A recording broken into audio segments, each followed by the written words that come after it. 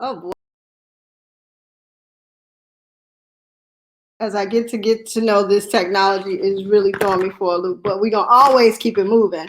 And I want to say thank you, thank you, thank you, thank you for tuning in to yet another episode of Move Beyond the Block. Look, y'all, it is 5. Yes, we are at number 5, the fifth episode. So I am really, really, really excited. 5 has always been my favorite number. Maybe because I'm born in 75, I don't know, but it's my favorite number. And so I'm really excited that one of my favorite people is my guest for my 5th episode. Yes! And so who is my guest today? It is none other than Tiffany Dionne Smith. Yes, I said the whole name because y'all need to know all of this. This woman is fabulous. This woman is brilliant. This woman is just, I just love her. I love her energy. I love her vibe. And I can't wait to introduce you to her and let you hear for yourself who she is. But first up, let me just share this about Tiff. So Tiff is a journalist. She's been in the industry game, in the news industry for over 16 years. She's a producer. She's an editor for one of the top markets here in the city. She also started this blog called The Love of Food and Travel, which I absolutely love following. She gives tips on everything, but mostly you would think that it's about food. You know, she's a big foodie. She's always trying out new restaurants, putting me up on game on some of the things that's available in the city. But then she started talking about traveling too and sharing tips on like staycations, what you need to travel overseas, the best places to stay. Just y'all need to follow the Love of Food and Travel blog. And because of that reason, I have her on. But not only that, she then published this book. She authored and self-published this book right here, Miss Maji's Magic Carpet. And I am so, so, so, so, so honored to have Tiff with me today and bring you in. Let's get this together. Yes. Hey. Hello. Thank you for having me. Absolutely. I'm excited to have you. I'm so grateful that you are a guest, that you said yes to being a guest with us today. Yes, thank you so much. I'm so happy that I'm finally here. I've been trying to get in with you for a while now. Right. Yeah. So you were you graced us when I had my radio show. You graced us then, and at that time, I think it probably was an inkling that you're going to do this book, but you were really getting the Love of Food and Travel. The blog had really started to get some national attention. You've been picked up in some online websites, and then you started being a contributor for some of the magazines and newspapers. So you just been elevating, child. Yes, I am extremely thankful. I think when I did the radio station with you, I had no idea that I was going to write a book. I got the idea for the book at the very top of the 2020. So this was like, I call it the pandemic project. I had no idea. Yeah, I had no idea that I was going to write a book. Definitely not a children's book. So, God had given me the vision probably a year or so after I launched the blog in 2017 to reach back and work with children. I was kind of like, what? Somebody who was chosen not to have children. I'm not a teacher. Yes, I have multiple degrees, but that doesn't make you a teacher. You know what I mean? I had just began traveling on my own. I had didn't get my passport stamp until I was 38 years old. And since then, I've probably averaged about one country a year. So I am still new. And so I was very intimidated by this huge mission that God has given me. But I made the decision to be obedient. And like I said, the Love of Food and Travel is taking off. And then I wrote the book, and here I am. And here you are. So I want to just clarify this for you, because you know that words matter and words mean things, and everything we put into the universe is real and comes to pass, right? So I want you to go back, and I invite you to think differently about teaching and being a teacher. Mm-hmm. Teacher is anybody who can glean some information that other people can take and glean from and learn from, and you have something to share. You can educate people. So you are very much a teacher.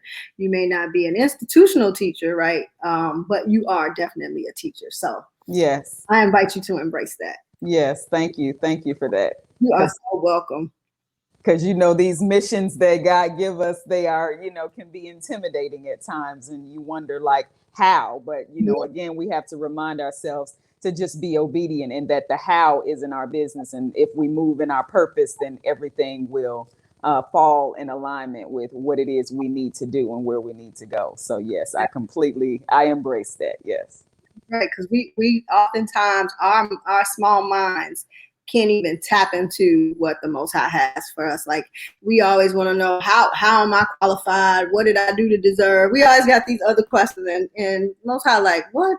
Like, I made you, like, right. Only qualification you need, right?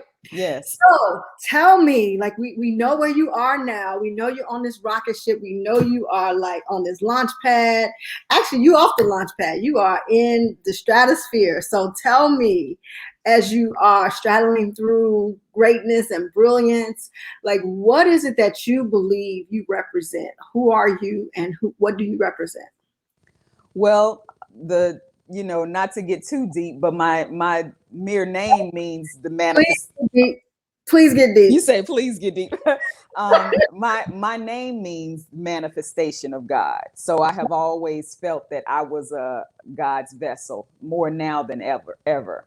God is definitely working through me to reach back and to inspire, and, as I said, to educate and to plant seeds in children who may not otherwise have someone or something to give them a push to propel them forward. So I represent, like I said, the manifestation of God, which is pretty much simplified as love. That is what I represent. And I think that that's the most important, right? That alone is so expansive. It leaves you open to so much, so much prosperity, so much abundance. And that's what you're manifesting in your life because of that, because you identify as that. So I want to just acknowledge that. I also want to know, like, you said it took you 38 years to get your passport and to begin global travel. What prompted that? What was the impetus for you to begin that? I just randomly, sort of got tired of going to the same places here in the States. And I decided to embark upon an international trip. I had actually traveled to Canada, but it was before you actually needed a passport to get into Canada. And so we drove to Buffalo, New York, and then drove into Canada. But the actual passport stamp did not happen. With my getting on a plane, getting a passport stamp, going to an international destination didn't happen until I was 38. And I just decided, hey, let's go to another country. And that particular trip just lit a spark in me, and I haven't stopped traveling since. And so ever since that trip, which was 2015, it reignited the writer in me. I had put my pen down, even though I'd always been a writer. I've been a writer since I was a little girl. And so that lit a spark in me to start to write again. But I kept my writing to myself because, again, I was ashamed, because all of my friends were world travelers. They had been here, been there. They were always going somewhere. And I was having lunch, believe it or not, with a mentee of mine. And she said, "You're always going somewhere. You should start a travel blog." And I think that was right when I was like on the cusp of actually starting it. So it really just like started as a fluke, like, hey, let's go somewhere. Let's go to an international destination. And then from there, it lit a spark. And ever since then, I just haven't stopped wanting to know more about the world. I know that it is so many barriers and blocks to us actually even thinking about passports. So what would you say was some of your blocks that you had to overcome? And then not just you, but what do you think that a lot of other people who don't, who it doesn't even dawn on them to go to other countries, right? And if they do, the most is Aruba or Jamaica or something like the Virgin Islands or the Caribbean. What would you say is the barrier or the block? The barrier or the block is always fear of the unknown. That's always what the barrier or the block is. A lot of it is, unfortunately, the images that we see in the media, in poor, quote unquote, poor areas, where our people live, where there is still a ton of beauty, a ton of history, a ton of strong spiritual connection that we can make there. But because of, the negative things, the negative images that we see, it makes people not want to visit those places. So long story short, it's always just fear of the unknown. And is that something that you also have to overcome yourself? Did you have to move beyond the block fear in order to do the travel, your first travel that you did with your passport? I don't think I was afraid when I got my first passport, but I definitely was afraid when it came to traveling alone. I always felt like I had to have somebody with me. I didn't necessarily feel safe, and it wasn't until recently when a relationship actually ended for me.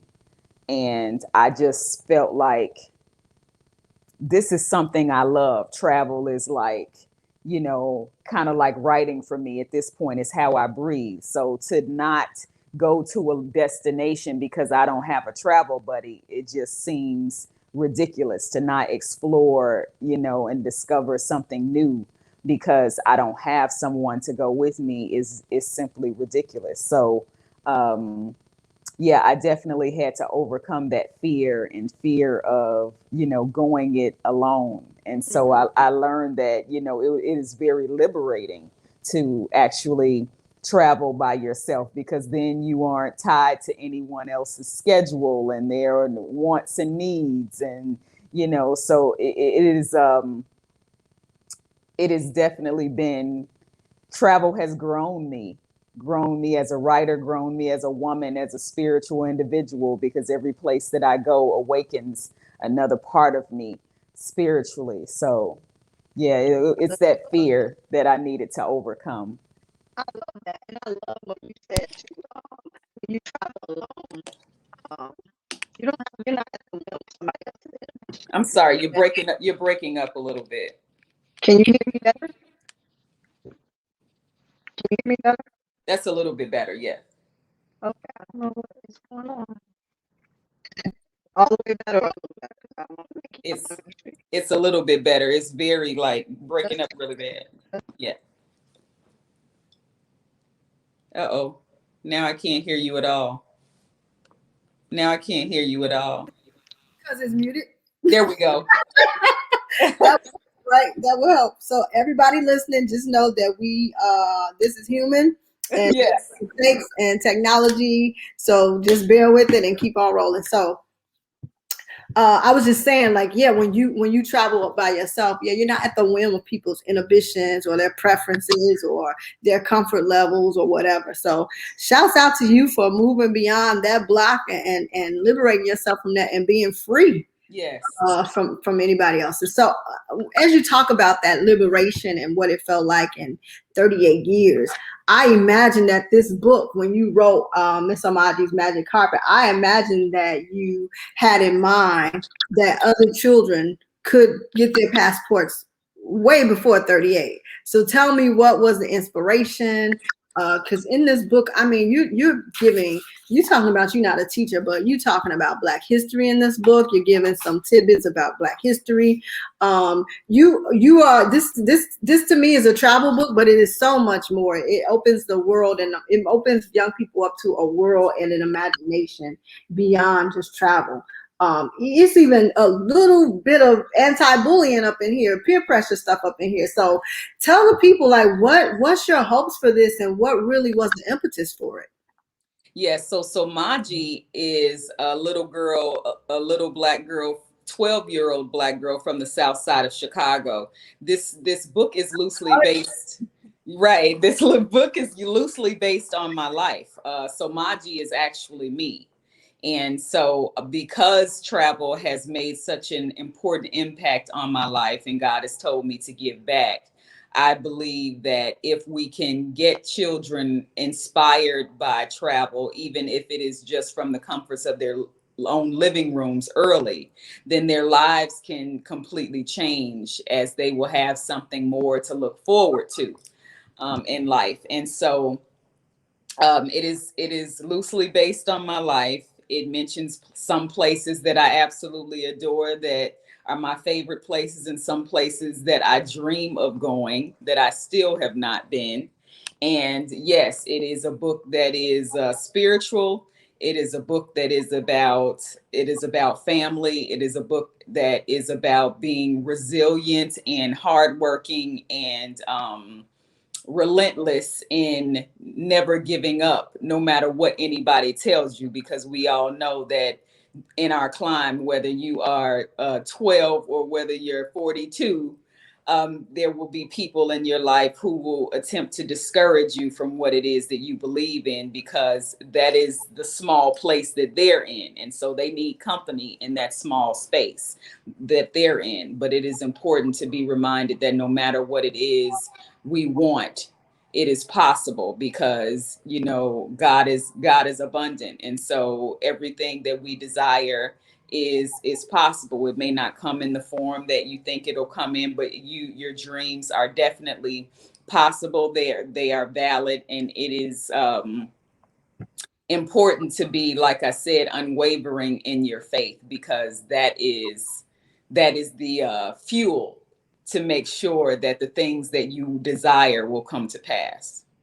So I've been saying Miss Omaji the whole time. So it's the M is silent. The Thank M is silent. you Yes, for that it's correction. Somaji. That Yes. gracious correction. Because I've been just Miss Omaji, y'all gotta get Lord help me.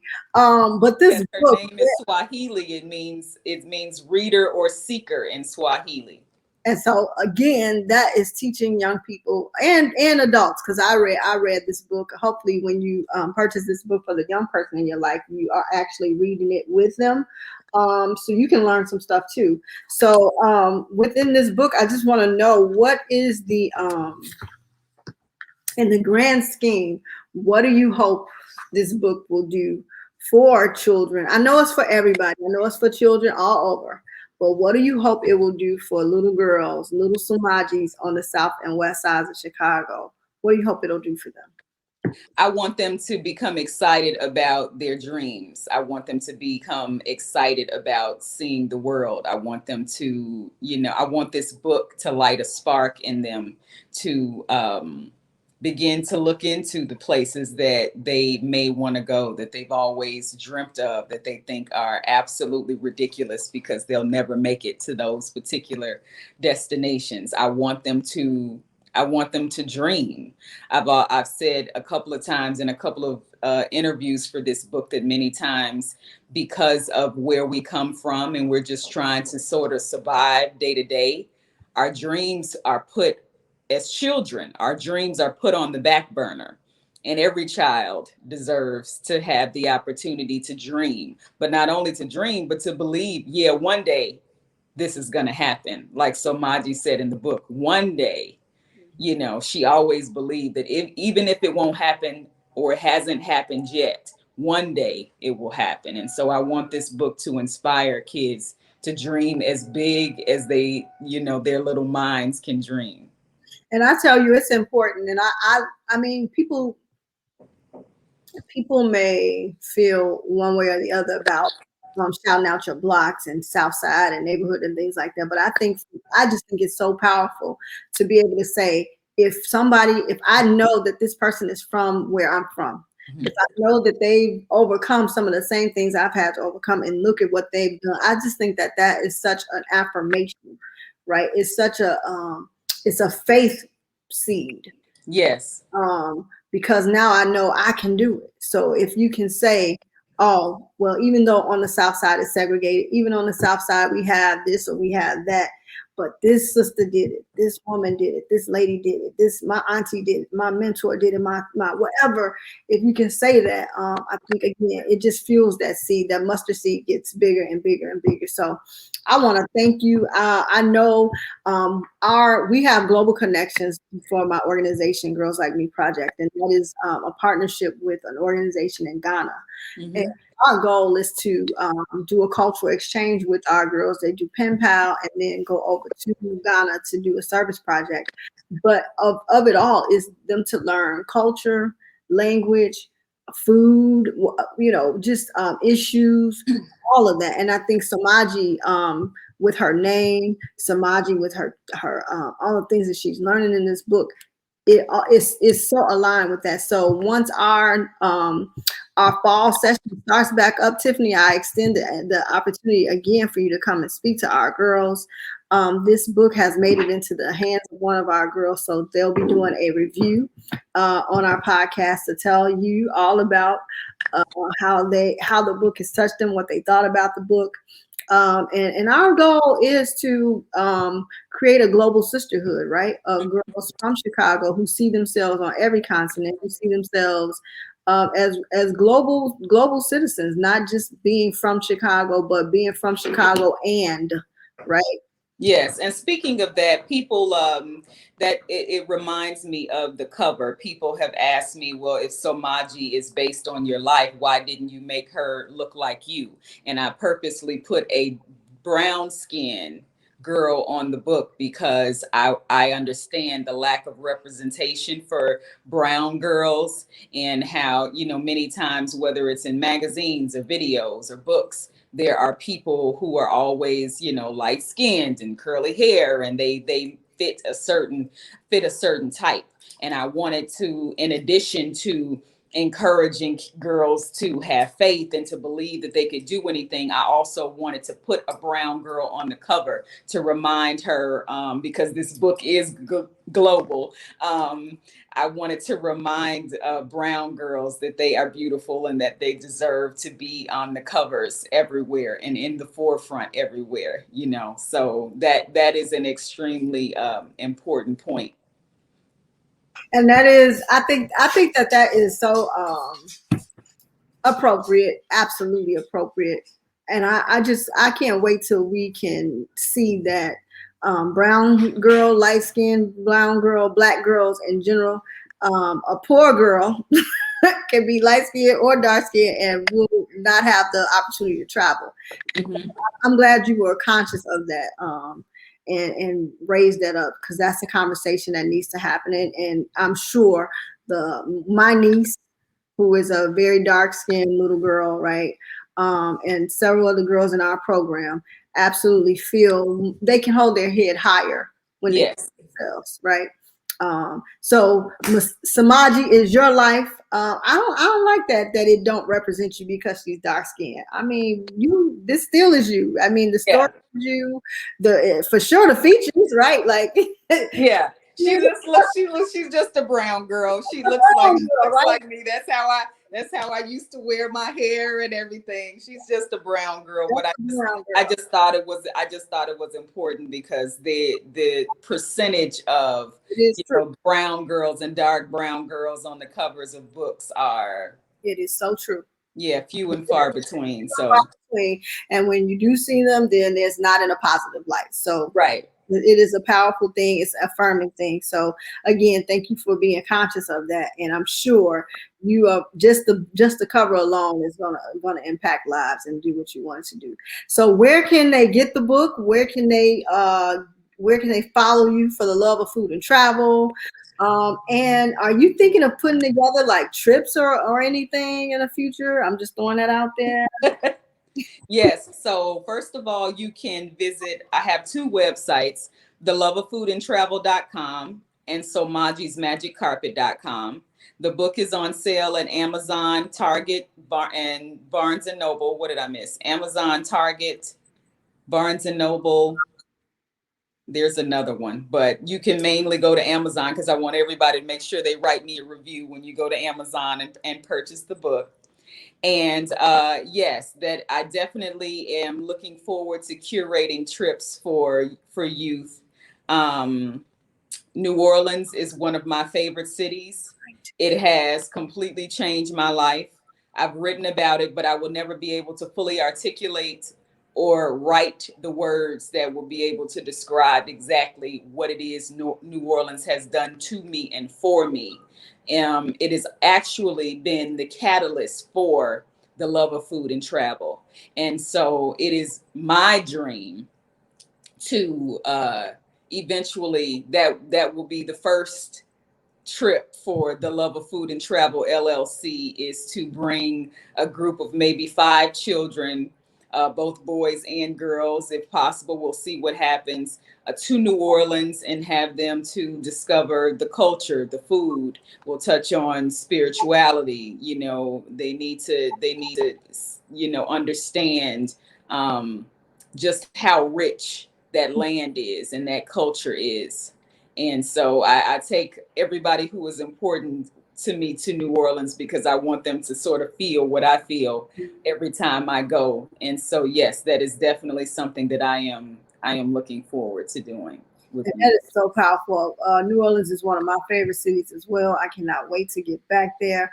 And I know, you know, we're all worldly, thoughtful. We want to go around the globe, but there's nothing like some of the places in the South that our ancestors have just embedded our culture in, and still, absolutely, and have held on to that culture, that, you know, the tradition. So I feel you on that New Orleans tip. So because Samaji is not pronounced the way that it is spelled, can you spell out the website so that people won't have any challenges getting to the website?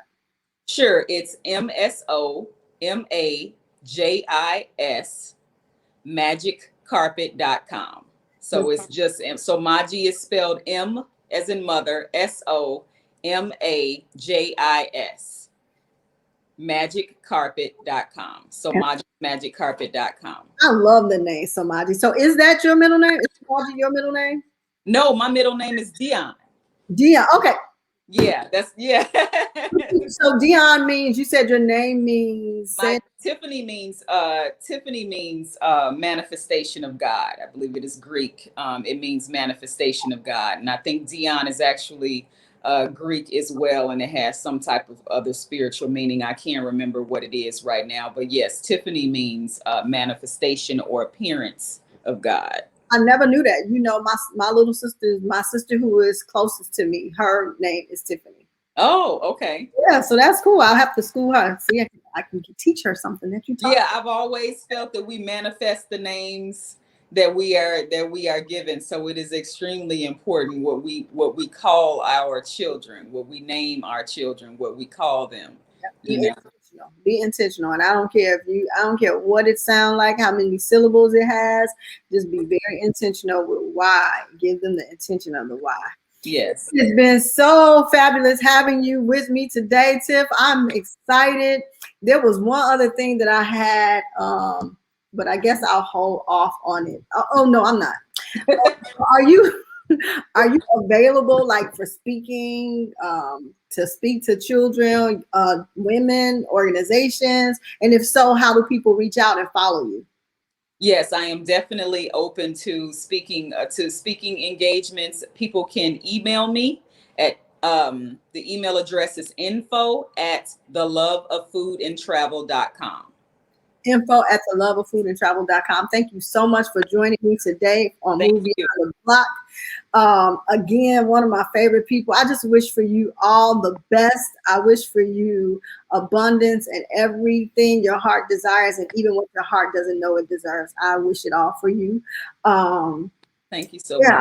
I'm just loving it. I love this whole idea of us traveling, of moving beyond the block. It's so much of who we believe we are and what we believe is true in the world is based only on our limitations and the limited blocks we're in. Absolutely. And much of it we didn't even control. Much of it we didn't control where we were born. We didn't control the conditions we were born into. We didn't control any of that. But one thing we definitely can control is moving beyond that to see more. So thank you, and hope to have you back with the updates on the curated trips. Yes. And all those things, and part 2 of Samaji, when she's maybe, I don't know, maybe Samaji grows up and she is then like the ambassador or of a country or something like that. But y'all, this book, so make sure you go get it. Thanks so much, Tiff, for joining me. Thank you. All right. So, everybody, thank you again for joining Move Beyond the Block.